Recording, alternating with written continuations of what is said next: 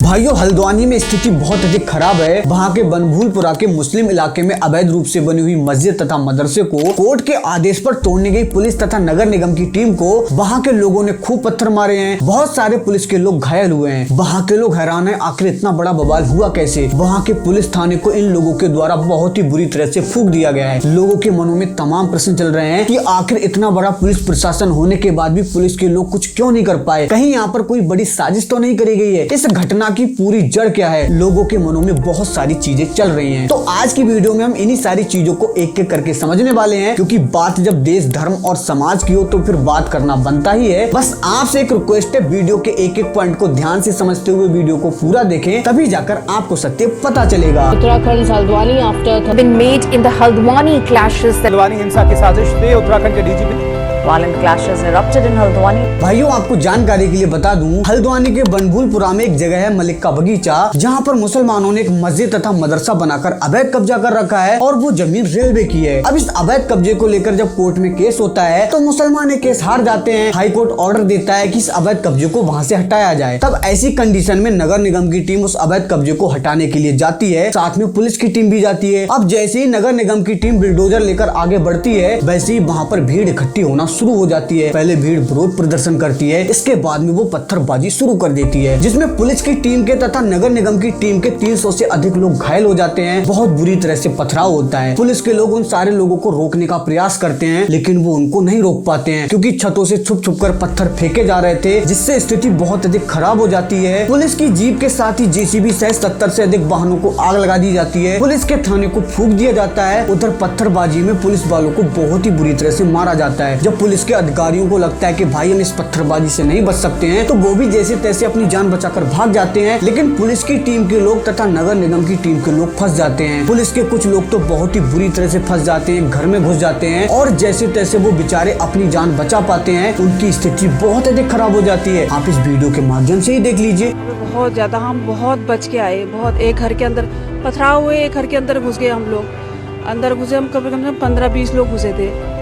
उसके बाद बाहर से जो है फिर उन्होंने आग लगाने की कोशिश करी, पथराव करे, सब कुछ करा। उन्होंने बड़ी मुश्किल से जान बचा के आए हम लोग। खुद लेडी पुलिस बता रही है कि उनके साथ कितना बुरा हुआ है। जैसे तैसे ईंट पत्थर खाते हुए बेचारे पुलिस के लोगों ने अपनी जान बचाई और वो बेचारे वहां से भागकर आ पाए। लेकिन प्रश्न ये उठता है, क्या ये सब अचानक से हो गया? क्या इसकी जड़ यही है? नहीं, बिल्कुल नहीं, इसकी जड़ ये नहीं है। इसकी जड़ जाती है 1970 के दशक में, 50 साल पहले। 50 साल पहले हल्द्वानी में अवैध कब्जा शुरू हुआ था। उतने टाइम पर रेलवे की जमीन खाली पड़ी थी। पहले इन अवैध कब्जेदारों के द्वारा वहाँ पर झुग्गी झोपड़ियां बनाएंगी, कच्ची झोपड़ियां बनाएंगी। इसके बाद में क्या हुआ, धीरे धीरे उन कच्ची झुग्गी झोपड़ियों में मकानों में परिवर्तित किया जाने लगा। उनमें मकान बनाए जाने लगे, इबादतगाह बनाए जाने लगे। इसके बाद मस्जिद में बदला गया, इसके बाद मदरसों में बदला गया, मंदिर भी बने, और राजनीति की चाल द्वारा नेताओं के द्वारा वहाँ पर अस्पताल भी बनवाया गया। लेकिन अब तक रेलवे शांत था, खामोश था, उसको किसी चीज से कोई मतलब नहीं था। 2016 में हाई कोर्ट ने रेलवे को आईना दिखाया, तब जाकर पहला केस रेलवे वहाँ पर दर्ज कराता है। अब जब रेलवे केस दर्ज कराता है, तब तक तो वहाँ पर अवैध कब्जा बहुत ही बुरी तरह से हो चुका था। वहाँ पर 50,000 से अधिक लोग रहने लगे थे। 4 से 5,000 परिवार वहाँ पर निवास कर रहे थे, जिसमें 80% मुसलमान थे तो 20% हिंदू भी थे, जिनके 4 मंदिर भी वहाँ पर हैं। लेकिन अब यहाँ पर जब कंडीशन इतनी बुरी हो गई और कोर्ट में केस चला, तो वहाँ पर क्या हुआ, जितने भी अवैध कब्जेदार थे, इन लोगों ने कानूनी लड़ाई भी अच्छे से लड़ी, मुकदमेबाजी खूब की, लेकिन ये अपनी प्रामाणिकता नहीं दे पाए, अपने दस्तावेजों का ठोस प्रमाण सिद्ध नहीं कर पाए, और क्या हुआ, ये लोग केस हार जाते हैं। अब इसके बाद में क्या होता है, हाई कोर्ट पिछले साल 8 जनवरी का अल्टीमेटम देता है कि भाई जितने भी अवैध कब्जेदार हैं, वो सारे लोग अपना अवैध कब्जा छोड़ दें और जमीन रेलवे को दे दें। लेकिन क्या हुआ, अवैध कब्जेदार वहां से नहीं हटे। 8 जनवरी का टाइम आ जाता है और फिर मुस्लिम लोग हल्द्वानी में इकट्ठे होने लगते हैं। शाहीन बाग की तरह यहाँ भी विक्टिम कार्ड खेलने लगते हैं, अपनी लड़कियों को, अपनी महिलाओं को आगे कर देते हैं, रोने लगते हैं कि हम कहाँ रहेंगे, हमारा क्या होगा, हमारा बहुत बुरा हाल हो जाएगा, हम यहाँ पर 50 साल से रह रहे हैं और हमने यहाँ पर कोई अवैध कब्जा नहीं किया, हमारे पास डॉक्यूमेंट भी हैं। क्योंकि राजनीति के तहत उनको जो यहाँ पर बसाया गया था, जैसे उनके फर्जी आधार कार्ड और फर्जी उनके जो डॉक्यूमेंट बनाए गए थे, उनके आधार पर कह रहे थे कि भाई हम तो यहाँ के मूल निवासी हैं, लेकिन वास्तव में यहाँ के मूल निवासी थे ही नहीं। अब क्या होता है, जब ये लोग अपना रोना शुरू करते हैं, तो हाई कोर्ट के ऑर्डर को सुप्रीम कोर्ट रोक देता है। वो वहाँ पर स्टे लगा देता है, कहता है कि भाई इतनी जल्दी ये 50,000 लोग कहाँ जाएंगे, ये लोग कहाँ रातों रात जाएंगे, इन लोगों की स्थिति बहुत अधिक खराब हो जाएगी, इसलिए इस ऑर्डर को रोका जाता है और इन लोगों को स्टे दे दिया जाता है। अब विक्टिम कार्ड खेलकर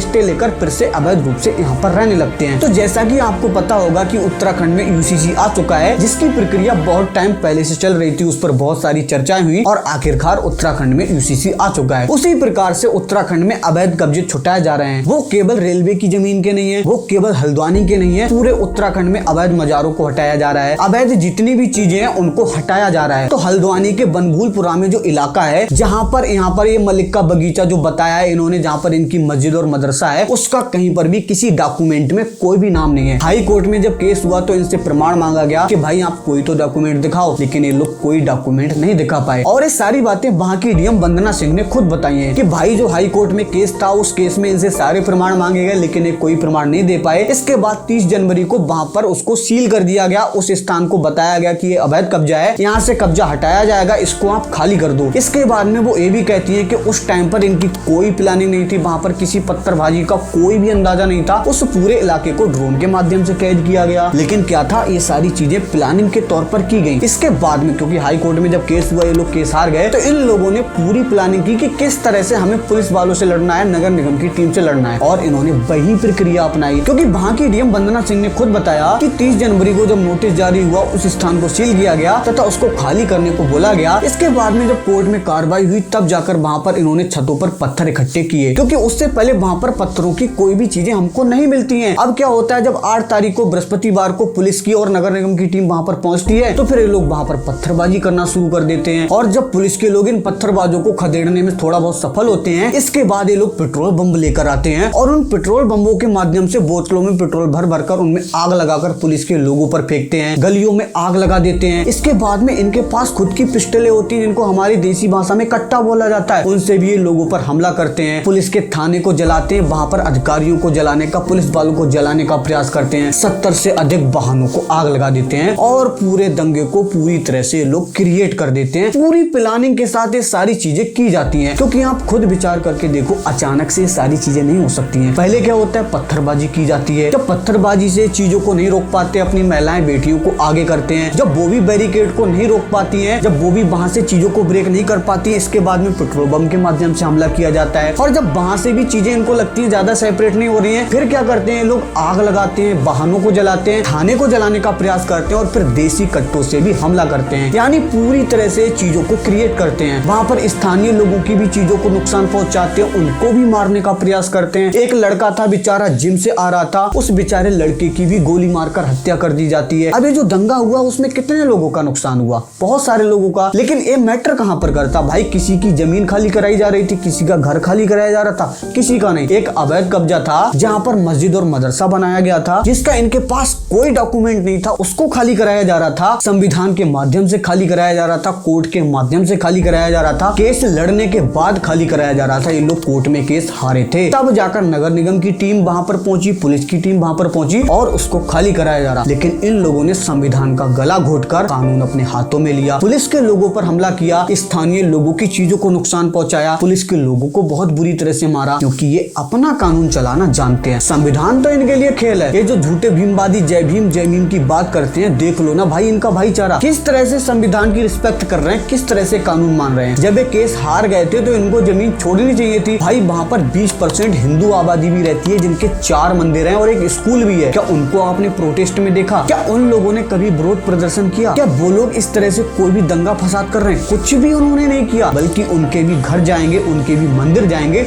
उनका भी स्कूल जाएगा। एक व्यक्ति है सादाब चौहान। अब चौहान नाम सुनकर चौंक मत जाना, क्योंकि ये हाइब्रिड लोग होते हैं, जो कन्वर्टेड लोग होते हैं, जो खुद को सो कॉल्ड कट्टर मुस्लिम कहते हैं। ये व्यक्ति सीधे सीधे हमारे उत्तराखंड के सीएम धामी जी को चुनौती देते हुए कहता है कि किसी की इतनी औकात नहीं है जो भारत के मुसलमानों को अल्लाह के हुक्म और नबी के तरीके से जीने से रोक सके। अगर किसी में हिम्मत है, ताकत है, तो वो रोक कर दिखाए। सीधे सीधे उनको चुनौती देता है। और फिर क्या होता है, इसके बाद में ये दंगे फसाद होते हैं। 2 दिन बाद 8 तारीख को ही हल्द्वानी में दंगा होता है। ये कहता है कि हमको कमजोर मत आंको, हमको कमजोर मत समझो। भाई हम तो आपको कमजोर नहीं समझते, गवर्नमेंट कमजोर समझती है। और वही हुआ, कमजोर लोगों ने इतना बड़ा बवाल, इतना बड़ा फसाद कर दिया, जो कि पूरी तरह से प्री प्लान था। और हो सकता है ये व्यक्ति भी उस फसाद में शामिल हो, क्योंकि इसने जिस तरह से धामी जी को धमकी दी है, वो कोई साधारण नहीं और साधारण व्यक्ति दे भी नहीं सकता है। तो गवर्नमेंट को इस पर ध्यान देना चाहिए। इसके साथ ही अंत में मैं बस इतना ही कहना चाहूंगा कि हमारे जो बड़े भैया हैं अजीत भारती जी, उन्होंने साफ साफ कहा है कि भाई इस पूरे फसाद की जड़ है सुप्रीम कोर्ट। और हो भी क्यों ना, क्योंकि भाई पिछले साल जब हाई कोर्ट ने ऑर्डर दिया था तो अगर उतने टाइम पर ही इन अवैध कब्जाधारियों को वहां से हटा दिया होता तो इतना बड़ा बवंडर नहीं आता। क्योंकि इन लोगों ने उनको स्टे दिया था, उनका जो विक्टिम कार्ड था उससे पिघल कर इन्होंने कहा था कि वो लोग कहाँ जाएंगे।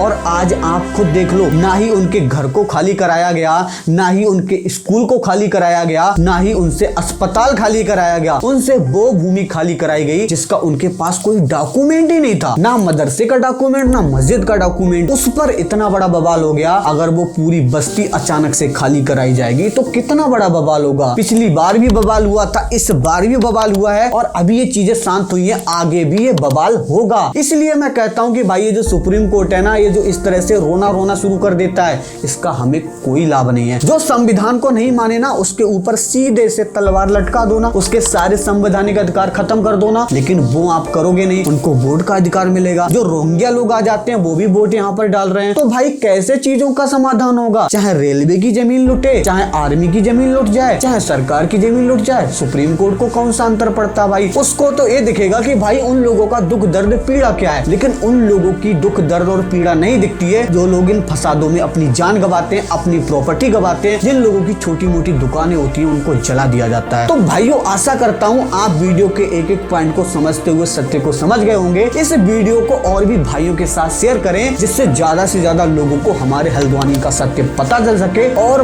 वो भी समझ सके। तो भाइयों, मिलते हैं नेक्स्ट वीडियो में, तब तक के लिए जय श्री राम।